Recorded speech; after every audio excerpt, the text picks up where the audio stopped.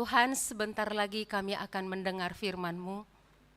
Kami merindukan kasih yang demikian dalam, kasih yang lebar, kasih yang tinggi, melebihi dari langit, supaya boleh kami mengerti dan memahaminya ya Tuhan. Sehingga benar-benar oleh kasih-Mu akan membawa kami kepada hidup, oleh kasih-Mu akan membawa kami kepada sungguh-sungguh hidup untuk boleh mengasihi-Mu. Oleh karena itu ya Tuhan, kami berdoa supaya Tuhan oleh Roh-Mu yang kudus, Guru yang agung, yang akan boleh menyertai kami tiap pribadi lepas pribadi, akan boleh berbicara kepada kami sesuai dengan yang sangat kami butuhkan ya Tuhan. Pakailah hamba-Mu yang hina ini juga, supaya Engkau Tuhan mengaruniakan kuasa, hikmat yang daripada-Mu, sebagaimana yang Engkau janjikan ya Tuhan.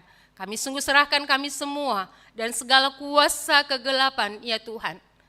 Kami berdoa yang ada di tengah-tengah kami demi nama Tuhan Yesus, supaya enyahlah Engkau. Kami sungguh menyerahkan pemberitaan firman-Mu pada pagi hari ini. Di dalam Kristus Yesus Allah yang hidup dan Juru Selamat kami satu-satunya, kami memohon anugerah-Mu. Amin. Persilahkan duduk kembali. Ya, shalom bagi kita semua. Iya, saya tahun ini baru sekali ini untuk boleh bersama-sama dengan kita. Ya, saya bersyukur bisa ada di sini karena kalau di Porsea itu ya kami masih sedikit, jadi kalau lihat rame seperti ini jadi udah agak-agak sedikit gemetaran. Ya, mari kita akan mendengarkan firman Tuhan pada pagi hari ini. Mari kita membuka dari Efesus. Efesus pasal yang ketiga.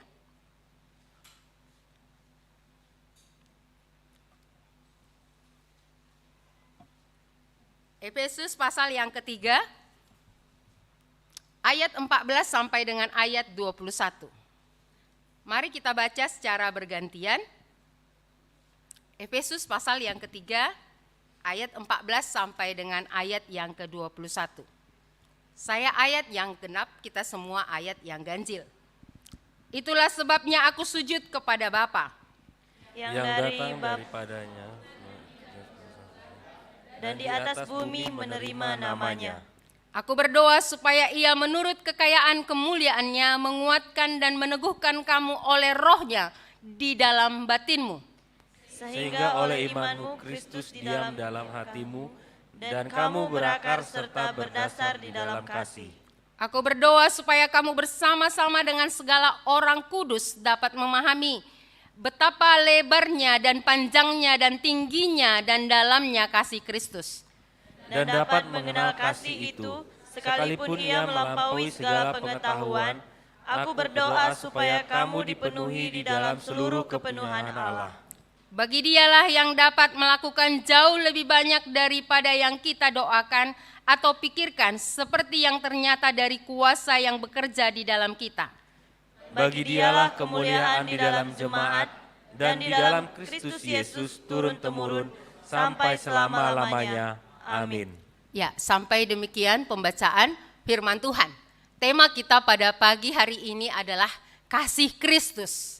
Iya, berbicara soal kasih, Tuhan sering menyatakan kasih itu seperti seorang ibu merawat anaknya. Iya, bagaimana seorang ibu merawat anaknya? Saya kalau melihat seorang ibu baru melahirkan, karena saya kan bidan dulu, jadi kalau lihat seorang ibu itu baru melahirkan, biarpun dia baru dioperasi, biarpun dia baru menderita, barusan dia melahirkan itu sangat menderita, waktu anaknya itu nangis, dia langsung bisa bangun. Anakku sini. Wah, aku pikir-pikir kasihnya sangat besar. Mana mungkin baru disayat ini perutnya, kalau dia operasi seksio ya, operasi sesar, bagaimana mungkin dia bisa mengatakan sini anakku? Wah, kalau bukan karena kasih. Iya, bahkan ada seorang ibu yang sangat ekstrim. Kasihnya, anaknya ini baru usia mungkin sekitar berapa bulan, entah 5 bulan, ingusan nih, nggak bisa keluarkan ingusnya. Ini kental ini warna hijau. Datang emaknya, Lisa Aku waktu lihatnya itu, wah ini karena kasih tentunya. Karena apa? Ternyata kasih itu menghancurkan segala hal-hal yang membuat selama ini, wah gak ada lagi di situ. Yang penting apa? Karena kasih kepada anak ini, ingusnya yang warna hijau itu pun wah dihisap. Saya waktu lihat, seperti itu. Karena apa? Nggak bisa anak itu mengeluarkannya, karena di sini anak itu sudah sampai seperti sesak nafas karena di dalam hidungnya ini semua lendir-lendir itu ada, gitu seperti itu. Sedemikianlah kasih ibu kepada seorang anak. Ternyata kasihlah menjadi penggerak dari semua. Kasihlah menjadi penggerak dari hidup manusia. Tanpa kasih, maka tentu manusia itu seperti sebuah mobil yang tanpa mesin. Iya, sebuah mobil tanpa mesin yang bisa dia berjalan kalau turun, tapi dia tidak bisa berjalan kalau dia naik. Karena apa? Karena tidak ada penggerak yang menggerakkan mobil itu tadi. Nah, hari ini kita akan melihat kasih Kristus itu akan menjadi penggerak yang paling utama memberikan kita hidup. Yang memberikan kita hidup seperti seorang ibu tadi, seperti tadi mobil itu tadi, ketika mendaki pun bahkan tantangan sangat besar pun, kalau ada mesin dari mobil itu, dia akan bisa melaju, mencapai sampai ke puncak, sekalipun banyak tantangan. Karena apa? Karena kasih Kristus. Nah, ini yang akan kita renungkan lewat firman Tuhan pada pagi hari ini. Mari kita lihat di dalam tulisan Paulus di sini dikatakan ayat 14 itu, itulah sebabnya aku sujud kepada Bapa yang daripadanya semua turunan yang di dalam sorga dan di atas bumi menerima namanya.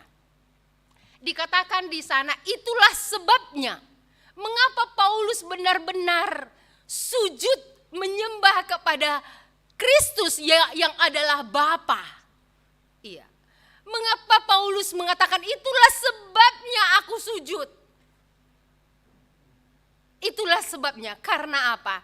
Dikatakan dalam ayat yang di atas, ayat 12, pasal 3 ayat 12. Itu ayat yang di atasnya.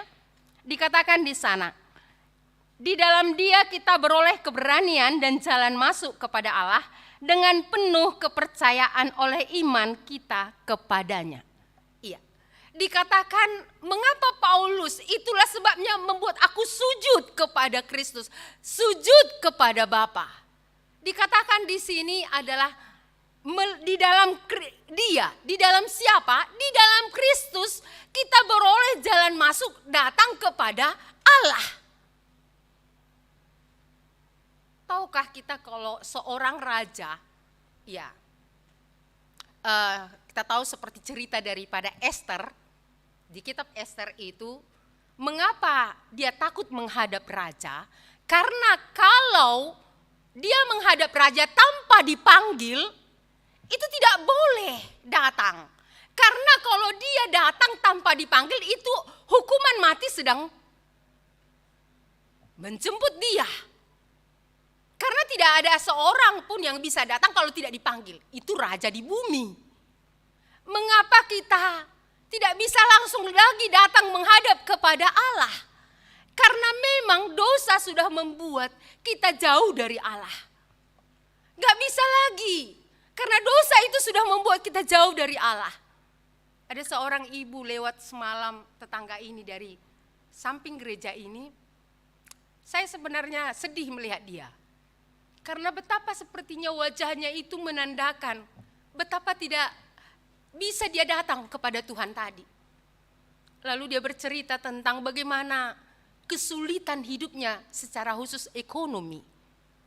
Lalu waktu dia cerita seperti demikian, saya ingat kami dulu ketika kami kesulitan ekonomi. Saya bilang sama ibu itu, tahukah ibu apa yang membuat kesulitan ekonomi itu? Saya katakan, Yesaya 59 ayat 1 dan 2.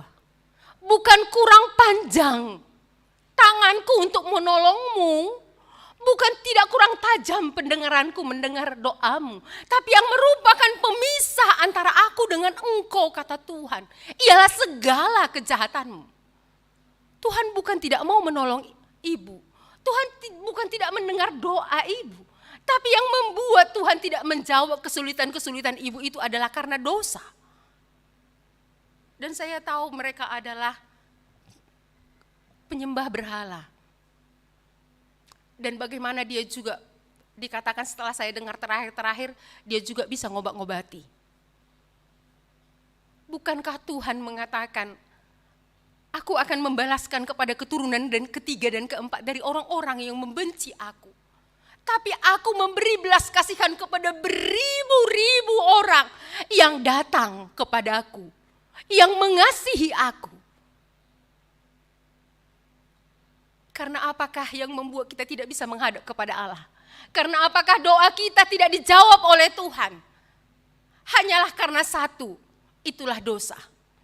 Dan untuk itulah Natal. Kalau tanggal 25 kita peringati terus Natal tiap tahun. Untuk apa? Kalau kita tidak pernah memikirkan tentang diri kita yang jauh dari Tuhan, Natal tidak berarti apa-apa. Karena Natal Tuhan mau katakan kepada kita apa? Aku mau supaya engkau bisa dekat dengan aku. Bukankah lagu yang tadi berbicara itu mengatakan, kini dia jadi temanku, menyertaiku selalu, menuntun sepanjang jalan hidupku.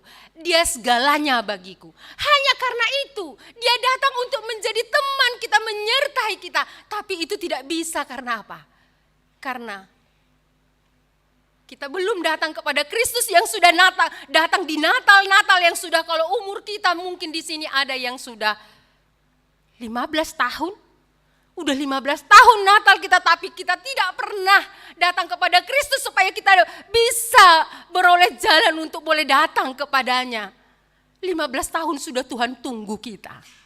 15 tahun Tuhan sudah bilang, penyembahan berhala bapakmu itu, penyembahan berhala yang engkau lakukan, itu yang membuat aku jauh daripadamu. Itu yang membuat jauh aku daripadamu. Bahkan dosa-dosamu yang tidak peduli dengan aku itu yang membuat aku jauh daripadamu. Tapi aku mau mengasihi engkau. Oleh karena kasih Kristuslah, maka Yesus bukan saja hanya datang ke dalam dunia menjadi manusia, tapi sampai dia mati di kayu salib. Supaya apa? Supaya kita beroleh jalan untuk datang kepada Allah. Tidak seperti raja tadi harus mati kalau tidak dipanggil. Kita kalau sudah beroleh pengampunan yang daripadanya, tidak dipanggil pun, datang pun, setiap saat pun tidak akan mati lagi. Tidak akan mati. Tidak akan mati. Tapi oleh karena dosa itu, kalau kita datang kepadanya, pasti kita akan mati. Karena kekudusan Allah adalah api yang menghanguskan. Kekudusan Allah adalah seperti api yang menghanguskan. Oleh karena itu, supaya api itu tidak menghanguskan kita. Oleh karena itu Kristus ingin supaya apa? Mari datang kepadaku. Kalau belum sudah 17 tahun, 20 tahun, 30 tahun kita bernatal, 40 tahun kita bernatal, 50 tahun kita bernatal, bahkan 60 tahun kita bernatal. Tapi sampai hari ini, kita belum datang kepada Kristus. Kita tidak bisa datang kepada Allah. Kita tidak bisa berteman dengan Dia. Oleh karena itu Kristus sangat mengasihi kita. Oleh karena itu Kristus sangat mengasihi kita. Ia mau supaya kita datang kepadanya. Apakah tunggu kehancuran dulu? Saya pernah bilang sama Tuhan, jangan hancur dulu baru saya datang sama Tuhan. Kadang-kadang kita harus minta hancur dulu kah? Saya bilang jangan hancur dulu Tuhan, baru saya taat. Jangan hancur dulu Tuhan, baru saya datang sama Tuhan, jangan. Biarlah Tuhan membuka hatiku supaya aku sedemikian pun masih sedikit gertakan Tuhan mengingatkanku akan dosa-dosaku. Aku sudah mau datang. Jangan hancur dulu. Jangan tunggu. Mari datang kepadanya. Sebab dialah, di dalam dianya kita beroleh jalan masuk. Kalau kita sudah beroleh jalan masuk datang kepada Allah di dalam Kristus Yesus tadi. Kira-kira ada lagi yang menghalangi kita dengan Allah?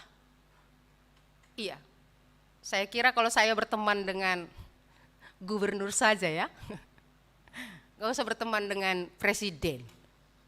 Wah, udah lancar ini hubungan dengan dia. Gak usah susah-susah, gereja ini mudah ngurus izinnya. Iya kan? Tolonglah Pak Edi. Pak Edi ya kan? Tolonglah Pak Edi. Kami sampai hari ini belum punya izin gereja kami itu. Oh, beres. Masukkan aja berkasmu. Ya kan gitu ya. Karena sudah beroleh jalan masuk. Karena apa? Ada punya hubungan. Bukankah kasih Allah lebih daripada itu? Kasih Allah lebih daripada engkau pikirkan. Kasih Allah lebih daripada apa yang engkau cukup bagimu. Itu lebih daripada itu semua. Kasih Allah melebihi dari itu. Inilah makanya Paulus mengatakan, oleh karena itulah aku sujud kepada Bapa di dalam Kristus Yesus. Ini yang kita lihat yang pertama. Kasih Kristus membawa jalan masuk untuk kita datang kepada Allah. Tidak lagi kita seperti seorang yang ketakutan. Yang nanti kalau aku datang dimarahin. Enggak lagi. Karena di dalam Kristus tadi ada pengampunan. Dan Tuhan tidak lagi mengingat-ingat dosa-dosa kita. Yang ada apa? Yang ada adalah kasih-Nya yang akan menuntun kita. Ini yang kita lihat yang pertama. Kasih Kristus membawa jalan masuk untuk kita datang kepada Allah. Sehingga apa? Segala anugerah kehidupan yang berasal dari Dia akan Tuhan berikan mulai sejak apa? Sejak kita menyerahkan diri kepada Tuhan. Sejak kita datang menerima Dia di dalam hidup kita. Anugerah itu akan Tuhan cukupkan bagi kita. Saya sudah 27 tahun mengikut Kristus. Sampai hari ini tidak pernah Tuhan mengabaikan sekecil apapun dalam hidup saya. Tuhan tidak pernah mengabaikan.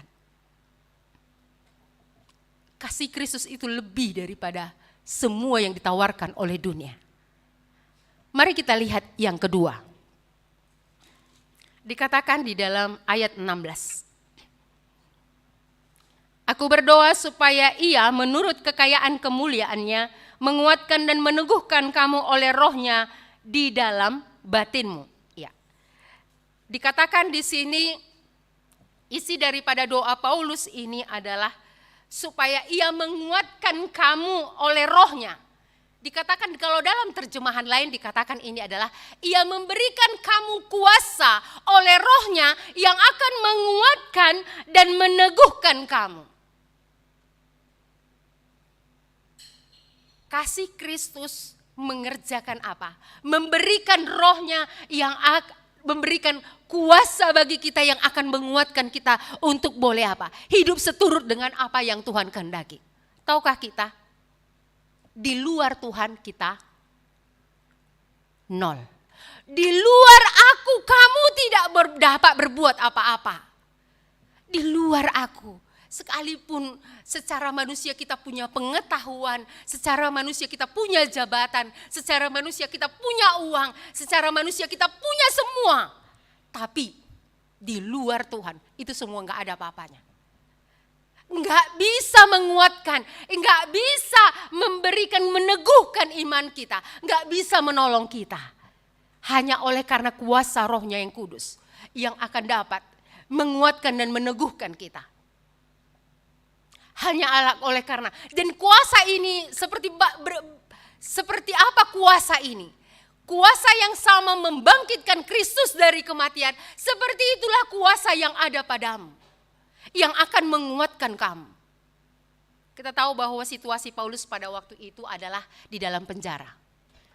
Tentu kalau bosnya sudah di penjara, anak buahnya apa?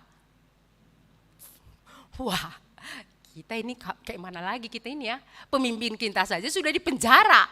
Kita bagaimana? Ya, saya ingat itu dulu waktu Ibu Teti mau pergi ke Singapura. Ada jemaat bilang di kuping saya bilang gini, kalau ibu sudah pergi gimana kita ini? 2 tahun ibu di Singapura waktu itu kan. Saya waktu itu dipercayakan untuk boleh menolong. Saya waktu itu gini, wah kok kayak gitu gimana itu Tuhan? Aku bilang, jemaat aja sudah menggentarkan saya. Kalau ibu sudah pergi, siapa lagi menjadi akan menggembalakan kita? Tio ini nggak tahu apa-apa, kan gitu kira-kira ya. Iya. Tapi saya ingat waktu itu Roh Kudus menguatkan saya melalui firman Tuhan. Apa yang Tuhan katakan? Satu yang pertama adalah, pikulah kuk yang kupasang dan belajarlah kepadaku. Kata pikul kuk itu dan belajar padaku pada waktu itu Tuhan bilang, kalau kamu belajar kepadaku, kuasa yang tidak terbatas itu akan bekerja terus di dalam dirimu, menguatkanmu, memperlengkapimu, memakaimu. Dan hal yang tidak pernah terpikirkan saya pada waktu itu, melalui ibu pergi itu, saya melihat salah satunya waktu itu saya masih ingat di situ. Iya, Sumi bertobat. Waktu itu saya pikir, wah ternyata iya ya, nggak ada ibu bisa juga. Iya, kau belajar kepada karena kuasa yang tidak terbatas oleh Roh Kudus akan memampukan setiap orang percaya untuk melayaninya. Setiap orang percaya untuk boleh melayaninya. Apakah kita mungkin di pekerjaan? Apakah kita di rumah? Apa yang kita hadapi? Tuhan akan menolong, menguatkan kita oleh kuasa Roh-Nya yang kudus yang akan bekerja di dalam sendiri setiap orang yang percaya kepadanya. Bahkan satu lagi waktu itu yang berbicara dan itu yang saya pegang waktu itu dan sampai sekarang adalah ketika Elia mau naik ke sorga. Elisa itu yang tidak tahu apa-apa itu, merasa bodoh itu, kau di sini aja, kata Elia sama Elisa. Tidak Tuhan, aku tetap akan ikut. Katanya, udah sampai 3 kali tempat itu. Udah kau di sini aja. Tidak Tuhan, aku tetap ikut. Karena memang benar-benar Elisa menyadari dia tidak tahu bagaimana dia akan melanjutkan pelayanan itu. Lalu ketika sampai di seberang sungai Yordan, terakhir, apa yang kau mau sebelum aku berangkat? Kalau Elisa tadi tidak mengikuti Elia, kira-kira kuasa itu dia tidak akan dapatkan. Aku minta kuasa yang ada padamu itu ada padaku untuk boleh melayani Tuhan. Oke, kalau kau nanti lihat aku naik, kau akan dapat kuasa itu. Wah, waktu kereta api dari sorga datang menjemput Elia, dia lihat kereta dari sorga. Dan dia bilang, iya, akhirnya dia melihat Elia naik ke sorga. Dan ketika dia mengambil jubah Elia yang sudah jatuh, dia pergi pulang ini ya. Waktu dia pulang, dia lihat sungai Yordan itu kan terbelah gara-gara Elia tadi pertama-tama. Ini mau pulang lagi, Elia nggak ada lagi. Maka dia ambil jubah itu. Demi nama Allahnya Elia. Terbelah. Jadi kering. Bukan nama Allahnya dia bilang awal-awal. Nggak yakin dia dengan Allahnya, masih Allah Elia. Tapi sedemikian pun pengertiannya, kepercayaannya kepada Tuhan, Tuhan terima itu. Ya masih sepertinya anakku ini, nggak apa-apa. Dia belah dan dari situlah ketika sungai Yordan terbelah dia melihat kuasa Allah. Tidak terbatas rupanya. Tidak terbatas kuasa Tuhan yang akan menyertaiku. Maka apa? Seluruh pelayanannya disertai dengan kuasa yang daripada Roh Kudus menyertai dia sehingga orang-orang Israel melihat Allah menyertai Elisa. Jadi yang kedua adalah karena kuasa kasih Kristus akan menyertai itu melalui Roh-Nya yang kudus. Akan memberi kuasa. Jadi kalau menjalani tahun 2023 ini nanti kan gitu ya. Iya. Bagaimana ini kalau dikatakan akan krisis? Krisis ekonomi, kiamat ekonomi dikatakan tahun 2023. Dan itu sudah mulai kita rasakan. Dengan mahalnya barang-barang yang kita beli. Iya. Saya mendengar segini aja lengkuas katanya 4.000. Saya pikir, wah, dengan apa lagi nanti kita bisa membeli? Tapi dikatakan ada kuasa yang akan menguatkan, bukan saja hanya untuk melayani Tuhan, tapi untuk bagaimana hidup untuk boleh memuliakan Dia tiap-tiap hari. Ada kuasa Allah yang akan menyertai. Baik, kalau sepanjang tahun ini Tuhan menyertai kita, maka tahun depan pun Tuhan akan menyertai dengan kuasanya yang tidak terbatas itu. Ini yang kedua. Mari kita lihat yang ketiga. Di dalam ayatnya yang ke-17. Sehingga oleh imanmu Kristus diam di dalam hatimu dan kamu berakar serta berdasar di dalam kasih. Iya, kamu berakar dan berdasar di dalam kasih. Tahukah kita kalau sebuah pohon tidak berakar, pohon itu akan cepat tumbang. Karena dia tidak berakar kuat. Dan kalau bangunan tidak dasarnya kokoh, maka setinggi apapun bangunan yang dibangun di atasnya, itu akan roboh. Itu akan roboh. Maka kalau kita bisa lihat gempa yang ada di Cianjur itu, kenapa ada bangunan yang kokoh berdiri? Karena bangunan itu dasarnya itu dibangun dengan kuat. Nah, apa yang membuat akar itu dalam dan dasar itu kuat hanyalah kasih. Kasih siapa? Kasih Kristus. Jadi mengapa hidup kita ini cepat datang aja angin sepoi-sepoi sudah jatuh. Ya kan gitu ya. Angin masalah kecil sudah jatuh. Mengapa ada hal-hal yang tertentu yang membuat sepertinya langsung kita down. Mengapa? Karena kasih Kristus tidak berakar di dalam kita. Kasih Kristus tidak berdasar di dalam hati kita. Jadi kasih Kristus rupanya menjadi dasar pondasi daripada kehidupan yang kokoh itu. Kasih Kristus itu. Maka tanpa kasih Kristus itu dalam bagi kita, maka kita akan seperti pohon yang tidak berakar itu. Mengapa ada anak remaja, saya sedih mendengar ada anak remaja di kampung saya itu masih mau lulus kuliah keperawatan. Dia udah mau wisuda, tinggal nunggu wisudanya. Tapi karena hanya dimarahin bapaknya, dia minum racun rumput dan mati. Saya kira usia yang sangat muda sedemikian, kita pikir enjoy sajalah dimarahin bapak nggak apa-apa. Ada waktunya kalau kamu kasih Kristus tidak berdasar dalam kamu akan lemah. Kamu akan lemah. Sekalipun kamu punya pengetahuan, sekalipun kamu punya pendidikan, sekalipun kamu punya uang, sekalipun kamu punya yang kamu andalkan.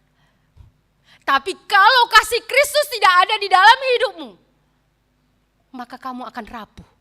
Kamu akan sangat rapuh seperti anak perempuan itu. Waktu saya mendengarnya itu, Tuhan, ternyata saya mendengar berita bahwa kakek dan kakeknya lagi itu meninggal semua karena bunuh diri.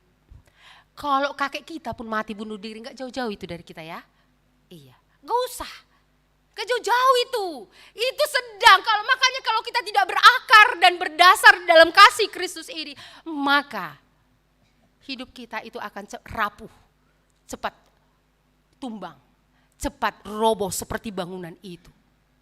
Jadi kasih Kristus itu menjadi modal, menjadi dasar yang sangat teguh itu yang harus dalam bagi kita.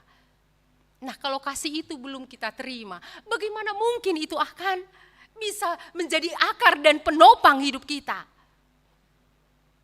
Kasih Kristus menjadi akar. Kasih Kristus menjadi penopang. Mari.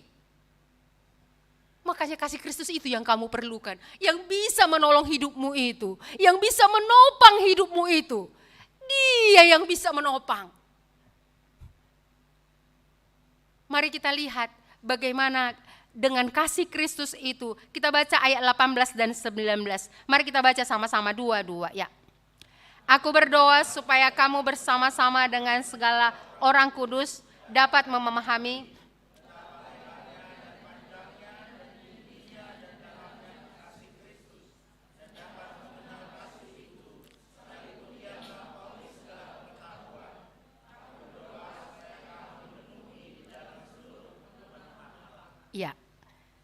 Kita lihat tadi dikatakan kasih itu melampaui segala pengetahuan.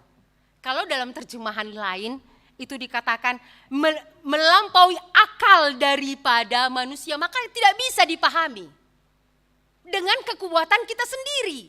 Maka coba lihat salib kayak seperti tadi Daus ya, lihat salib sepertinya biasa saja. Lah salib, ya udah, ya itu memang lambang orang Kristen. Gak ada apa-apanya, karena tidak bisa dipahami dengan akal pikiran manusia. Tidak bisa. Kasih Kristus itu tidak bisa dipahami karena melebihi dari semua pengetahuan. Kata melebihi dari semua pengetahuan itu berarti artinya apa? Melebihi semua pengetahuan berarti tidak bisa dipelajari. Yang bisa hanyalah apa? Ketika Tuhan akan memberikan kita untuk memahami, maka Paulus mengatakan, aku berdoa supaya kamu dapat memahami betapa dalamnya, lebarnya, tingginya kasih Kristus itu. Karena kasih Kristus itu menjadi dasar tadi ya. Jadi bagaimana kita bisa memahaminya? Tentu yang paling penting adalah dengan meminta kepada Tuhan.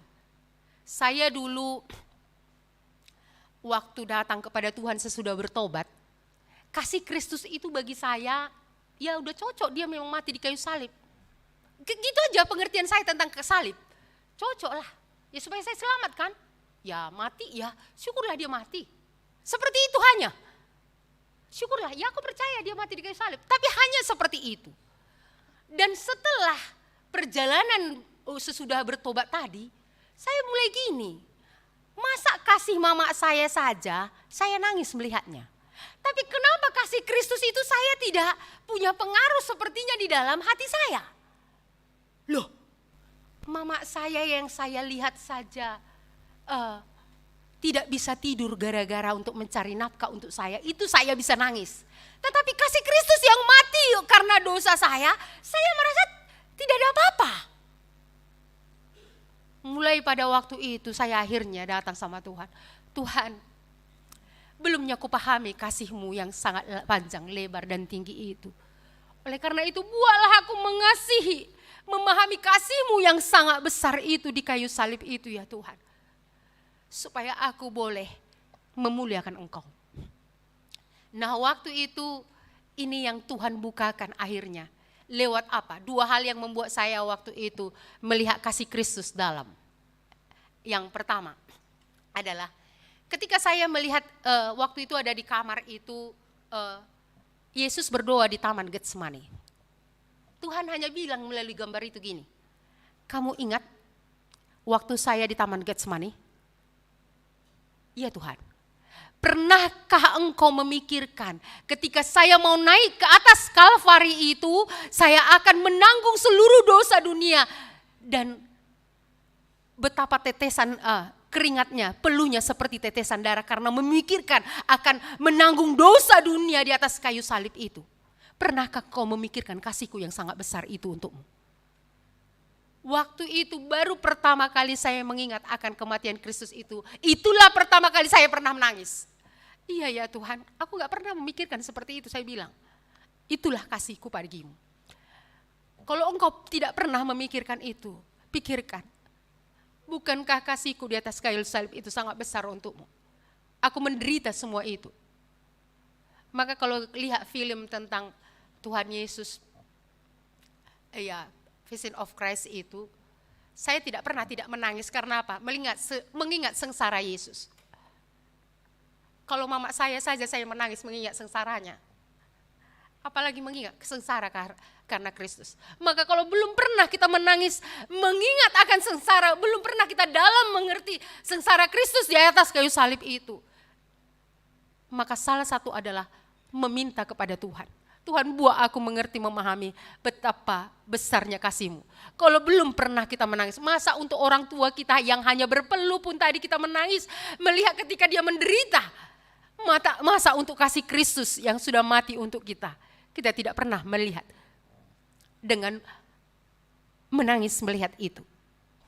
Yang kedua pada waktu itu Tuhan ingatkan adalah ketika saya mengalami ada suatu hubungan dengan orang lain karena tidak seperti yang saya inginkan, dia bilang seperti ini. Kalau orang lain bisa menyakiti hatimu, tahukah kamu, hanya aku yang pernah mati untukmu. Pernahkah dia mati untukmu? Tidak, Tuhan. Sejak waktu itu saya berhenti air mata saya. Tapi kasih Kristus itu Tuhan bilang, inilah kasihku yang besar. Hanya aku yang pernah mati untukmu. Orang tuamu pun gak pernah mati untukmu. Bahkan orang-orang yang paling kau kasihi di dekatmu pun gak pernah mati untukmu. Dua hal inilah yang membuat saya memahami betapa dalamnya kasih Kristus.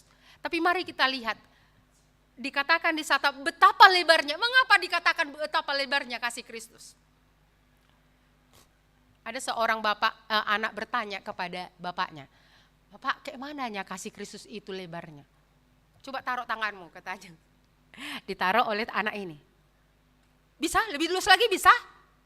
"Enggak bisa lagi, Pak." Lebih dari itulah kasih Kristus. Karena tidak bisa, ini masih lebar, ya kurang lebar.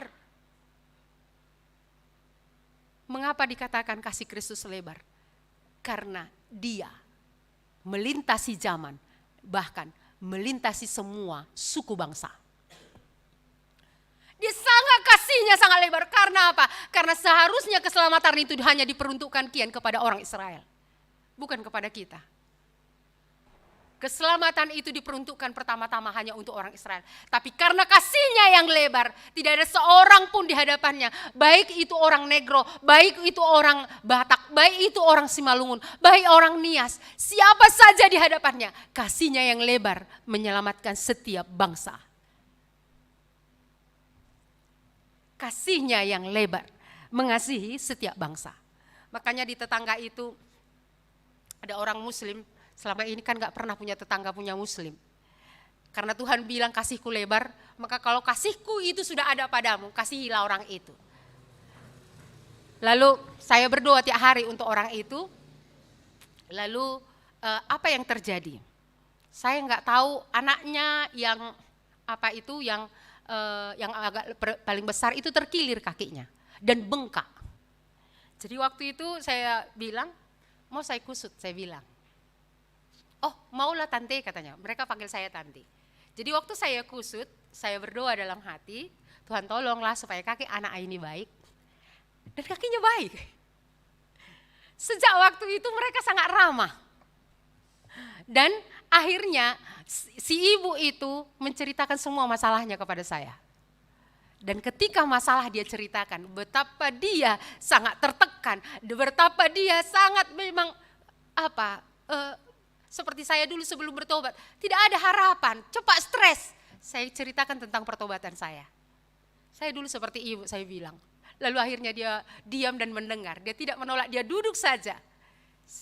Satu saya lihat, wah terima kasih Tuhan untuk kasih yang lebar yang ada padamu itu. Boleh lebar juga di dalam hati saya.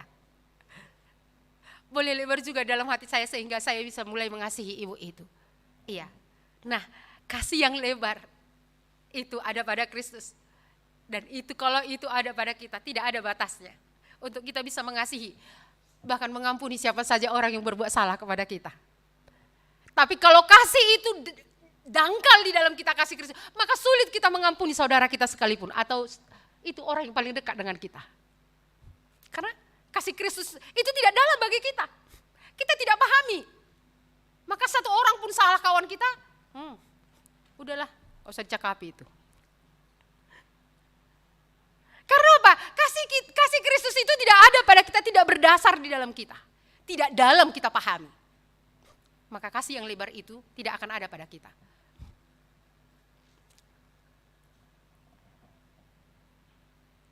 Masih adakah saudara kita yang belum sampai hari ini tidak bisa kita ampuni? Mengapa kita sulit mengampuninya? Karena kasih Kristus ini tidak dalam berdasar di dalam kita. Tidak dalam berakar di dalam kita. Tidak dalam, kita tidak pahami. Yang kedua adalah kasih Kristus itu betapa panjangnya. Mengapa betapa panjang? Betapa panjang katanya karena tidak berakhir. Kita iman, pengharapan dan kasih. Dan kasihlah yang terbesar. Mengapa? Karena kasih itu kekal selama-lamanya. Jadi kasih yang panjang itu, itulah kasih Kristus. Kasih yang kekal sampai kepada kekekalan.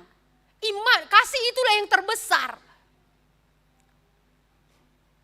Waktu saya dikecewakan oleh orang percaya, pernah saya dikecewakan oleh orang percaya.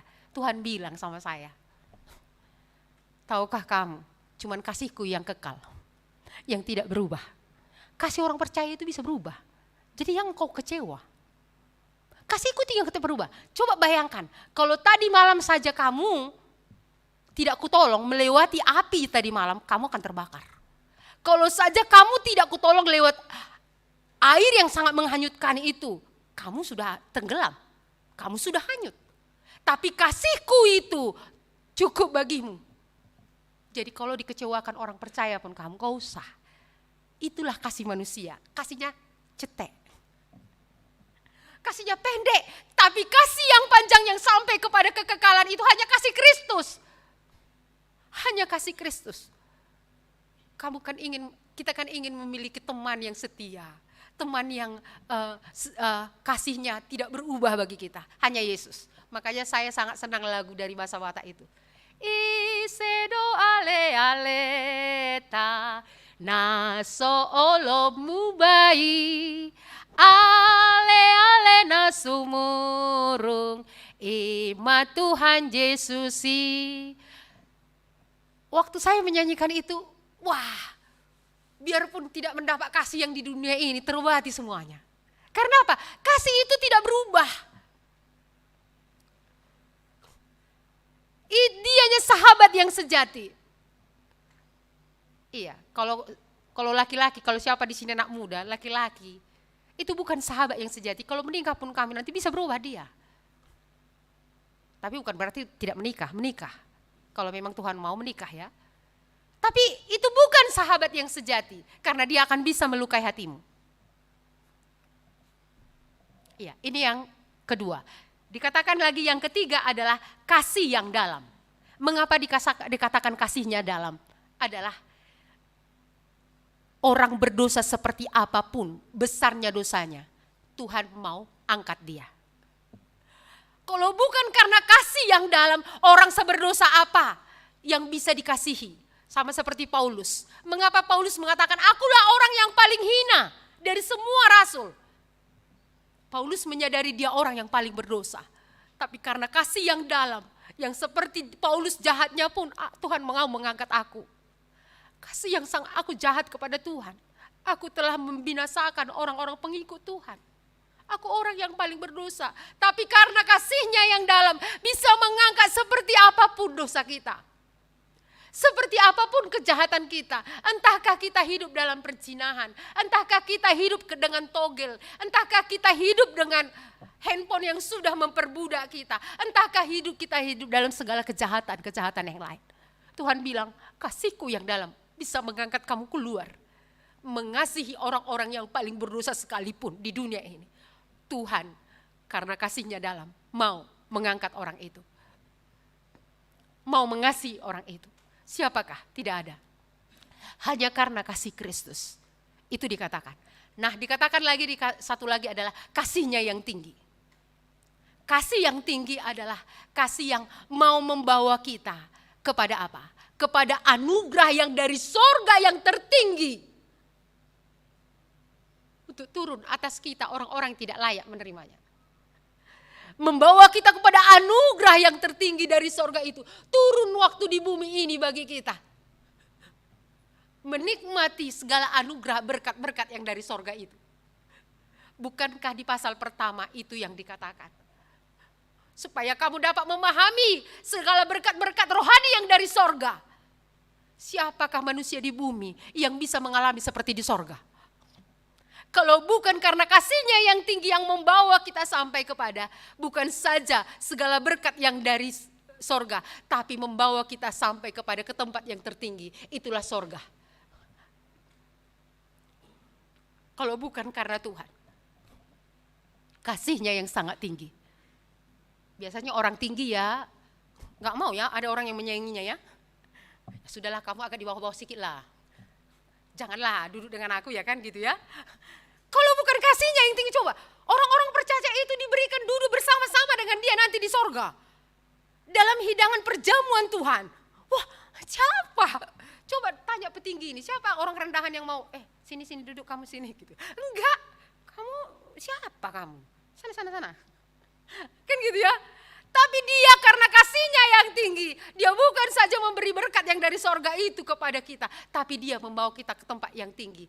Duduk bersama-sama dengan dia. Itu kasih yang tinggi. Duduk bersama-sama dengan dia. Nanti di sorga. Nah, apa yang terjadi kalau kasih ini berdasar di dalam kita? Mari kita lihat di dalam ayatnya ke-19. Kita baca sama-sama. Belum ada yang ngantuk kan? Ya, mari kita baca bersama-sama. 2, ya. Dan dapat mengenal kasih itu sekalipun ia melampaui segala.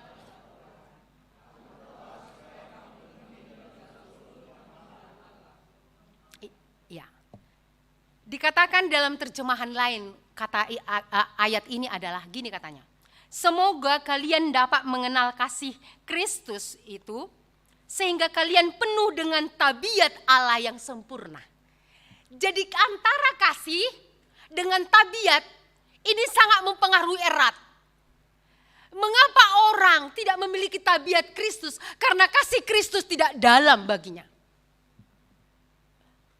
Karena itu di terjemahan lain.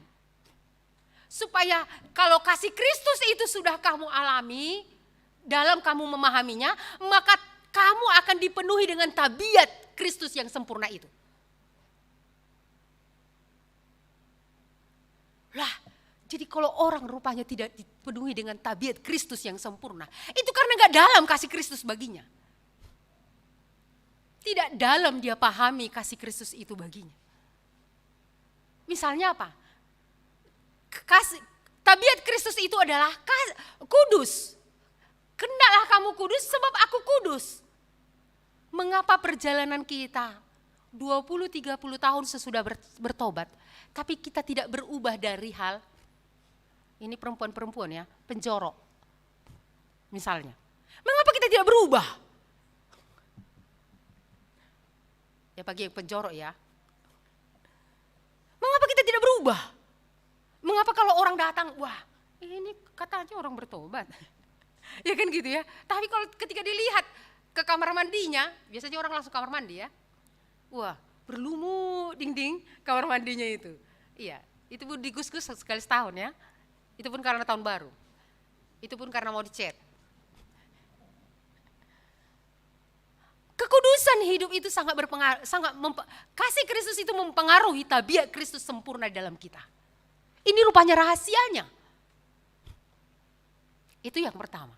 Jadi kalau kita tidak semakin dibaharui Tuhan dalam hidup kekudusan, tabiat Allah di dalam hidup kita tidak semakin tumbuh, karena alasannya karena apa? Karena kasih Kristus itu tidak dalam bagi kita, tidak berakar di dalam kita, tidak berdasar di dalam kita. Coba, mari kita kembali renungkan, karena ini akhir tahun, iya ya, kayak mana Jakas?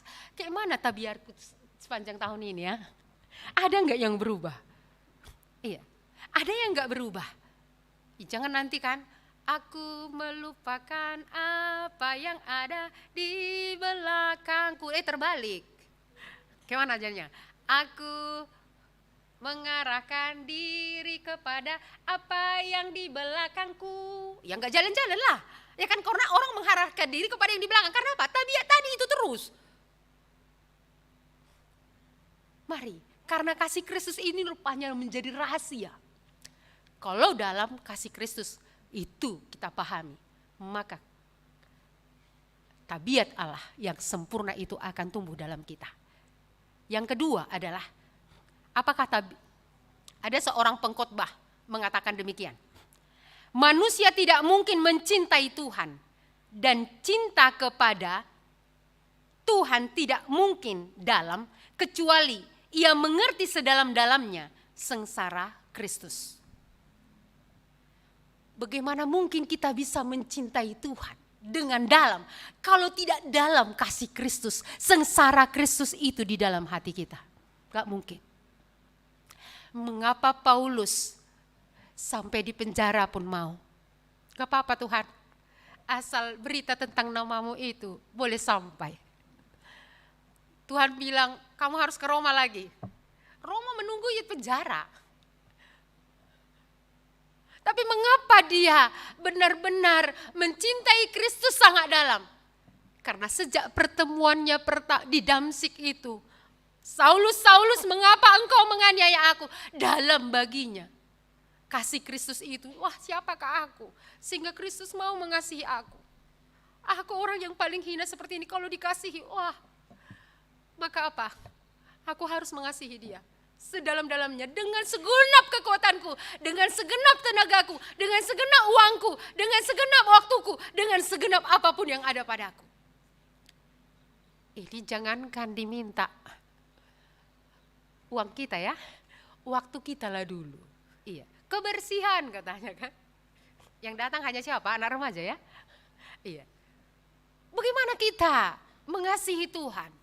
Ya ini salah satu contoh praktis saja sih. Iya, dalam hal mengasihi tadi ya. Iya. Jadi bagaimana kita mengasihi Kristus? Itu sangat berpengaruh dari apa?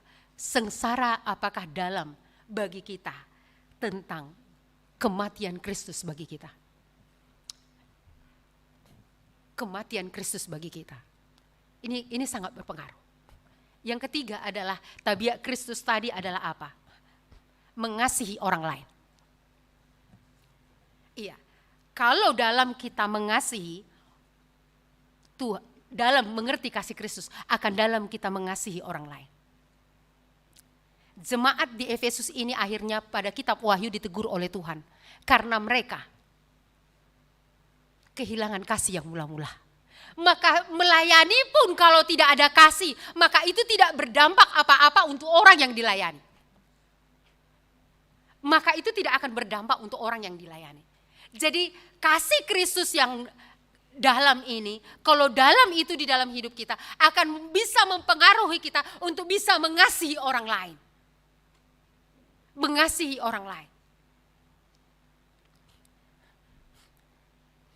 Ada seorang mengirim kepada saya bahwa orang-orang Batak itu sebenarnya hari ini sudah lebih parah hidupnya.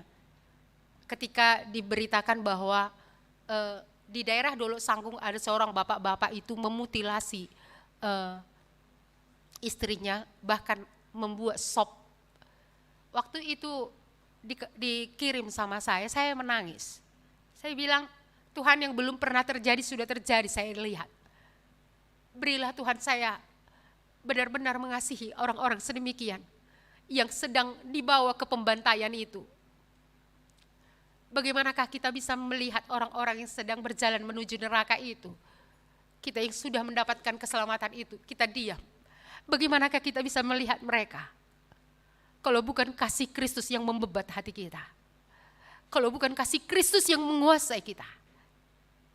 Iya, bagaimana kita bisa mengasihi orang lain? Hanya ketika kasih Kristus itu dalam bagi kita. Satu hal lagi di dalam ayat yang ke-20, mari kita baca sama-sama. 2, ya. Bagi dialah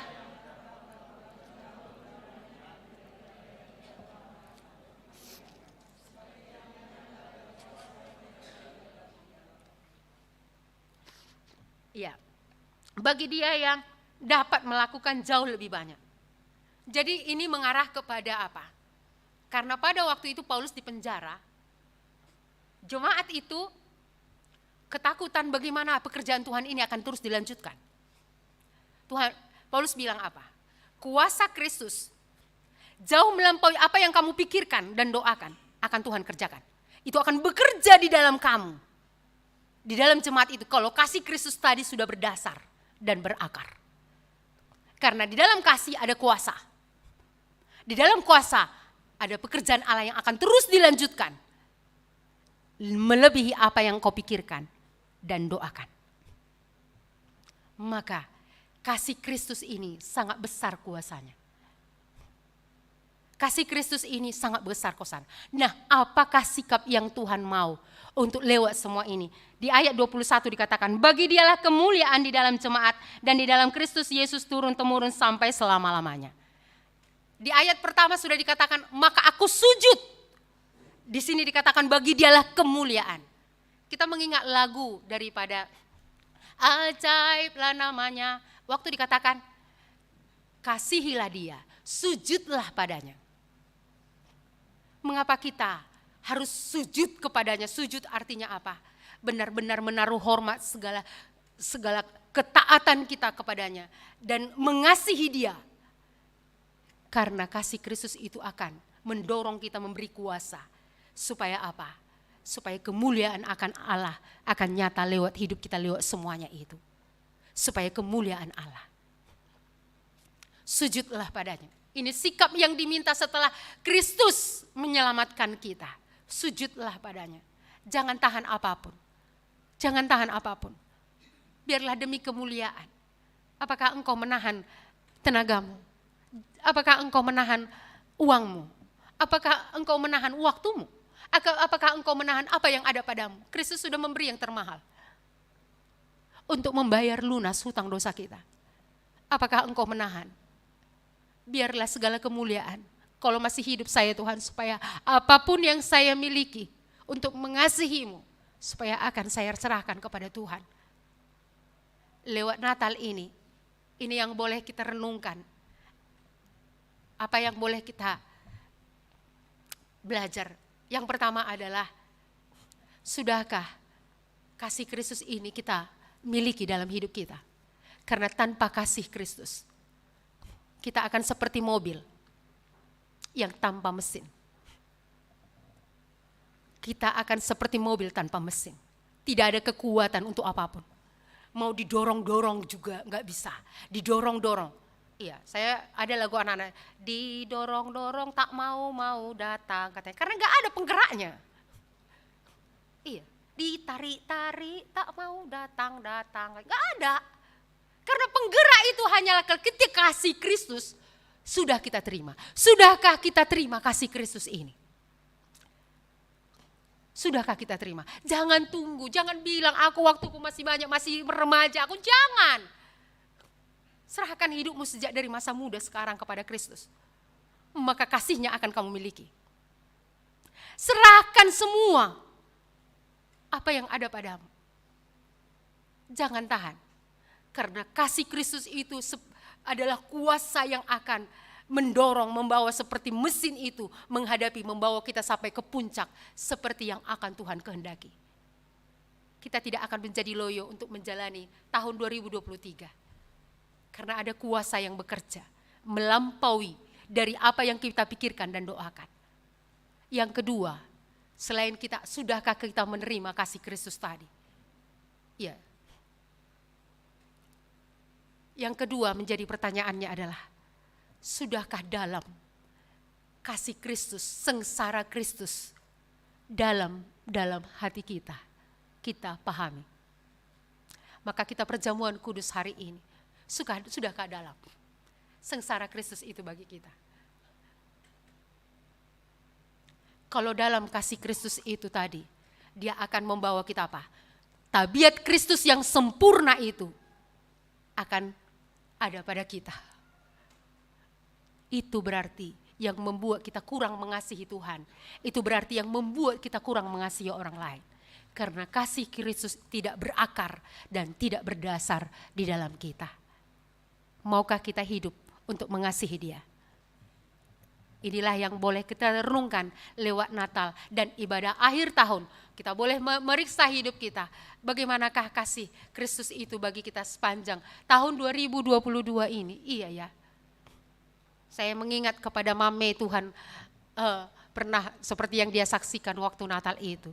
Apakah aku memang cuman yang kau kasihi dalam hidupmu? Mengapa Tuhan ragukan itu? Karena ada kita banyak mengasihi yang lain. Maukah kita melepaskan yang paling kita kasihi? Supaya kasih Kristus ini akan berakar di dalam kita. Maukah kita melepas? Iya, ini yang boleh kita renungkan. Mari kita berdoa.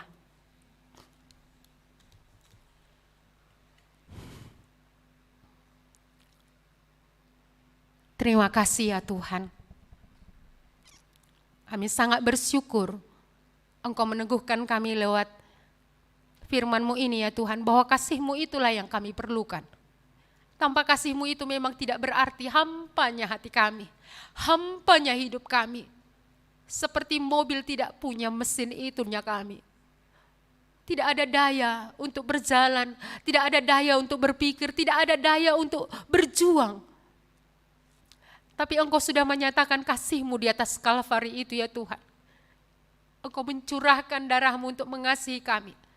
Supaya kami orang yang tidak layak dikasihi. Karena kami orang yang paling berdosa. Tapi Engkau mau mengangkat kami. Supaya kami boleh menerima, supaya kami boleh datang kepada-Mu Yesus yang sudah mati untuk kami. Oleh karena itu Tuhan, jikalau ada di tengah-tengah kami sampai hari ini, belumnya benar-benar memiliki kasih-Mu itu dalam hati kami. Mungkin kami sudah bernatal selama 15 tahun. Mungkin kami sudah bernatal 20 tahun, 30 tahun, 40 tahun, 50 tahun. Bahkan ada yang sudah 60 tahun, 70 tahun di sini. Tapi belum pernah menerima kasih-Mu itu ya Tuhan. Yang sudah tangan-Mu telurur selama ini bagi kami. Tuhan berilah supaya kami boleh datang kepada-Mu. Menerima uluran tangan-Mu itu ya Tuhan. Uluran tangan-Mu yang sudah berlobang paku itu. Karena dosa kami. Supaya kami boleh menerima kasih-Mu itu. Janganlah Tuhan kami lalukan. Yakinkan kami ya Tuhan. Kami memohon kemurahan-Mu. Dan juga Tuhan kami berdoa. Supaya seperti doa Paulus ini, supaya kami dalam memahami kasih-Mu yang panjang, tinggi, lebar, dan luas itu ya Tuhan. Boleh kami pahami. Karena pengetahuan manusia tidak akan bisa menjangkau ya Tuhan, memahami kasih-Mu yang besar itu. Oleh karena itu tolonglah Tuhan. Supaya kami secara berjemaat, orang-orang yang Tuhan sudah tebus ya Tuhan. Berilah kiranya kami anugerah, supaya kami dalam memahami kasih-Mu di Kalvari itu ya Tuhan. Kami memohon kemurahan-Mu, supaya benar-benar tabiat Kristus boleh sempurna di dalam kami. Baik dalam kekudusan, baik dalam kasih kami kepada-Mu, baik kami juga dalam kasih kami kepada orang lain. Supaya di tengah dunia ini Tuhan, bolehlah termulia nama-Mu. Bolehlah kami sujud kepada-Mu. Berkatilah Tuhan. Roh-Mu yang kuduslah kiranya boleh mengerjakan supaya boleh benar-benar ya Tuhan. Kami akan melihat bahwa Engkau Allah mengerjakan di dalam diri kami, melalui kami. Dan di tengah-tengah jemaat-Mu, apa yang kami pikirkan, apa yang kami doakan, melebihi daripada itu akan Engkau kerjakan. Kami sungguh meyakini, mengaminkan firman-Mu ini ya Tuhan. Terima kasih Bapa. Terpujilah Engkau Allah kami yang hidup. Dalam nama Tuhan Yesus kami berdoa dan mengucap syukur kepada-Mu. Amin.